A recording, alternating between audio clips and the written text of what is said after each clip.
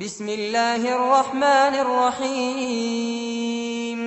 سبح لله ما في السماوات وما في الأرض وهو العزيز الحكيم يا أيها الذين آمنوا لم تقولون ما لا تفعلون كبر مقتا عند الله أن تقولوا ما لا تفعلون إن الله يحب الذين يقاتلون في سبيله صفا كأنهم بنيان مرصوص وإذ قال موسى لقومه يا قوم لم تؤذونني وقد تعلمون أني رسول الله إليكم فلما زاغوا أزاغ الله قلوبهم والله لا يهدي القوم الفاسقين وإذ قال عيسى ابن مريم يا بني إسرائيل إني رسول الله إليكم مصدقا لما بين يدي من التوراة ومبشرا برسول يأتي من بعد اسمه أحمد فلما جاءهم بالبينات قالوا هذا سحر مبين ومن أظلم ممن افترى على الله الكذب وهو يدعى إلى الإسلام والله لا يهدي القوم الظالمين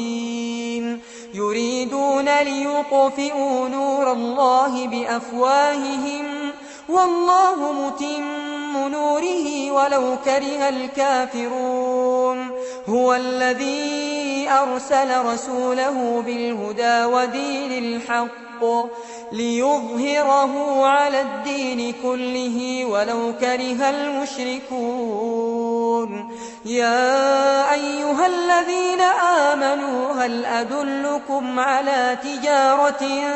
تنجيكم من عذاب أليم تؤمنون بالله ورسوله وتجاهدون في سبيل الله بأموالكم وأنفسكم ذلكم خير لكم إن كنتم تعلمون يغفر لكم ذنوبكم ويدخلكم جنات تجري من تحتها الأنهار ومساكن طيبة في جنات عدن ذلك الفوز العظيم وأخرى تحبونها نصر من الله وفتح قريب وبشر المؤمنين يا أيها الذين آمنوا كونوا أنصار الله كما قال عيسى ابن مريم للحواريين من أنصاري إلى الله قال الحواريون نحن أنصار الله فآمنت طائفة من بني إسرائيل وكفرت طائفة فأيدنا الذين آمنوا على عدوهم فأصبحوا ظاهرين